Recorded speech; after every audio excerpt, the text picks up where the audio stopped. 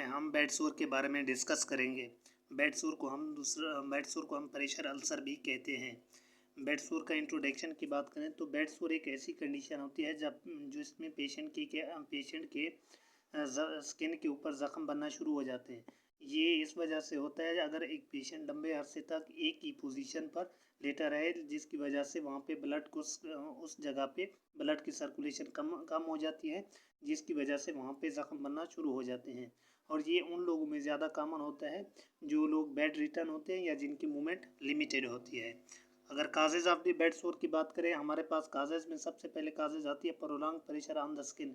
अगर एक पेशेंट ज़्यादा टाइम एक ही पोजीशन पर लेटा रहे, जिसकी वजह से उस एरिया पे प्रेशर पड़ता है और वहाँ पे ब्लड सर्कुलेशन कम होने की वजह से वहाँ के जो सेल्स होते हैं, उस एरिया के सेल्स होते हैं स्किन के, उस एरिया के सेल डेथ होना शुरू हो जाती है, जिसकी वजह से हमारे पास स्किन क्या हो जाती है, रैप्चर होना शुरू हो जाती है। फ्रैक्शन से मुराद है जब कोई पेशेंट बेड के ऊपर लेटा होता है, जब हम उसको मूवमेंट दे रहे होते हैं या पेशेंट की पोजीशन चेंज कर रहे होते हैं या पेशेंट को एक जगह से दूसरी जगह मूवमेंट कर रहे होते हैं, उस दौरान जो है ना पेशेंट की रगड़ आती है, जिसकी वजह से बेड सोर काज हो जाता है उसके बाद होता है लिमिटेड मूवमेंट। ऐसा पेशेंट जिसकी मूवमेंट कम है और वो ज़्यादातर बेड के ऊपर लेटा रहता है, तो उन पेशेंट में भी बेड सोर होने के चांसेस कम ज़्यादा होते हैं। उसके बाद होता है पुअर सर्कुलेशन। अगर एक पेशेंट का पुअर सर्कुलेशन है, ब्लड फ्लो कम हो रहा है, वो उन एरियाज में ब्लड कम पहुंच रहा है, जो जिसकी वजह से बेड सोर होने के काज हो सकते हैं। उसके बाद होता है malnutrition and dehydration. Malnutrition से मुराद अगर एक पेशेंट की जिसमें प्रोटीन विटामिन की कमी है, उसकी वजह से उसके वाउंड जल्दी से हील नहीं होते, और डिहाइड्रेशन की वजह से हमारे स्किन की जो टर्गडिटी होती है वो कम हो जाती है, जिसकी वजह से बेड सोर होने के चांसेस ज़्यादा होते हैं। मॉइस्चर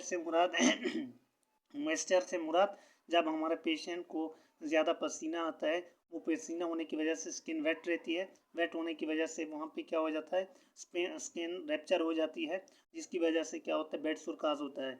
उसकी वजह से मॉइस्चर और इसकी वजह से इनकॉन्टीन्यूस का मतलब है कि पेशेंट का यूरिन के ऊपर कंट्रोल नहीं होता, बार बार यूरिन करने की वजह से यूरिन स्किन के कंटेंट में आता है और यूरिन में मुख्तलिफ बैक्टीरिया वगैरह होते हैं जो इन्फेक्शन का काज बनते हैं, जिसकी वजह से बेड सोर हो सकता है। उसके बाद आते हैं स्टेजेस ऑफ बेड सोर। हमारे पास स्टेजेस ऑफ बेड सोर की 4 स्टेजेस हैं। फर्स्ट स्टेज में क्या हो जाता है, सिर्फ स्किन के ऊपर रेडनेस नज़र आएगी और पेशेंट को पेन फील होगा। और स्टेज 2 में क्या होगा कि ओपन सोर और ब्लेस्टर, वहाँ के स्किन के ऊपर आपको ज़ख्म नज़र आना शुरू हो जाएंगे और वहाँ पे क्या हो जाने छाले बनना शुरू हो जाते हैं। स्टेज 3 में क्या हो जाता है, वो वाउंड डीप हो जाता है और वो जो है ना फैट लेयर तक पहुंच जाता है। स्टेज 4 में जो है ना सीवियर किस्म के होते हैं, जिसमें हमारे मसल्स, बोन्स और टेंडन वेस्ट हो जाते हैं और वहाँ पर ज़ख्म बन जाता है। और उसके बाद हम बात करते हैं कि ऐसे कौन से एरियाज़ हैं जहाँ पे बेड सोर के होने के चांसेस ज़्यादा होता है। उसमें सबसे पहले आता है टेल बोन एंड बटक्स के एरिया में।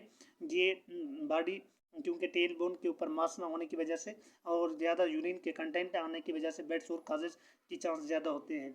हील्स और एंकल्स में भी जो है ना बेड सोर के चांसेस ज़्यादा होते हैं। हिप्स एंड लोअर बैक के ऊपर भी बेड सोर चांसेस रिस्क ज़्यादा है कि इन एरियाज में जो है ना बेड सोर हो सकता है। हमारे कंधे, शोल्डर ब्लेड और स्पाइन की में जो है ना बेड सोर के चांसेस ज़्यादा होते हैं। बैक ऑफ द हेड और ईयर के ऊपर भी जो है ना बेड सोर के होने के चांसेस ज़्यादा होते हैं। उसके बाद करते हैं प्रिवेंशन ऑफ द स्ट्रेटेजीज। हम ऐसी कौन सी स्ट्रेटेजीज अपनाएं जिसकी वजह से हम पेशेंट को बेड सोर होने से बचा सकते हैं। उसमें आता है रेगुलरली रिपोजिशनिंग द पेशेंट। हमने क्या करना है, पेशेंट को रोज हर 2 घंटे के बाद उसकी पोजीशन चेंज करनी है, जिसकी वजह से एक तो क्रॉस वेंटिलेशन होगी और दूसरा क्या होगा, पेशेंट का जो सर्कुलेटरी पैटर्न होगा वो इम्प्रूव होगा और पेशेंट जो है ना बेड सोर से बच सकता है। उसके बाद होता है using pressure relieving mattress and cushion. हमने क्या करना होता है, पेशेंट मुख्तलिफ एयर मैट्रेस आते हैं या प्रेशर रिलीविंग मैट्रेस होते हैं, जिसमें एयर मैट्रेस हो गया या वाटर मैट्रेस हो गया या जेल मैट्रेस हो गया। ये क्या करते हैं, ये प्रेशर को कम करने में इंपॉर्टेंट होते हैं और बेड सोर से बचाने में बहुत मुफीद होते हैं, बहुत हेल्पफुल आते हैं। उसके बाद होते हैं keep skin clean and dry. हमने क्या करना होता है, पेशेंट की स्किन को क्लीन और ड्राई रखना होता है ताकि ज़्यादा से ज़्यादा बेड सोर से बचाया जा सके। उसके बाद होते हैं ensuring proper nutrition and hydration. हमने क्या होता है पेशेंट को प्रॉपर न्यूट्रिशन देने हैं, न्यूट्रिशन और हाइड्रेशन देंगे ताकि स्किन को पेशेंट को बेड सोर से बचाया जा सके। और उसकी क्या लास्ट में होता है encourage mobility and exercise. Patient को मूवमेंट देनी है और उसकी एक्सरसाइज परफॉर्म करानी है। तो इससे क्या है ये वो स्ट्रेटेजीज हैं इनको अगर हम अपना लें तो पेशेंट को हम बेड सोर होने से बचा सकते हैं। उसके बाद होता है ट्रीटमेंट अप्रोच। क्या होती है ट्रीटमेंट में हमने कौन कौन सी चीज़ें देनी होती हैं, जिसमें होता है cleaning and dressing wound properly. हमने जो अगर किसी को बेड सोर हो गया है तो उसमें हमने क्या करना, सबसे पहले उस एरिया को अच्छे तरीके से क्लीन करेंगे नॉर्मल सलाइन से, और साथ में डिटोल वगैरह ऐड करके उसको अच्छे से वॉश करने के बाद हमने उसको क्या करना होता है उसका ड्रेसिंग करनी होती है। और अगर कोई उसमें टिश्यूज़ वगैरह रिमूव डेड हो चुके हैं तो उनको अच्छे से रिमूव करेंगे। और अगर इन्फेक्शन होने का चांसेस हैं तो उस सूरत में हमें एंटीबायोटिक्स देनी चाहिए। और साथ में जो है ना सर्जिकल ड्रेसिंग भी आती हैं, applying special dresses to promote healing. कुछ ऐसी ड्रेसेस भी होती हैं, स्पेशल ड्रेसेस होती हैं जो हम वाउंड को हील करने में इंपॉर्टेंट हेल्पफुल होती हैं। तो और लास्ट में क्या होता है अगर वाउंड इस तरह से हील नहीं होता तो फिर उसके लिए हम सर्जिकल इंटरवेंशन करते हैं। सर्जिकल इंटरवेंशन में क्या होता है कि प्लास्टिक सर्जन उस जगह जो उन एरियाज में जिन एरिया में बेड सोर होता है वहाँ का जो है ना सर्जरी करके उसको ठीक किया जा सकता है। लास्ट में आता है कंक्लूजन।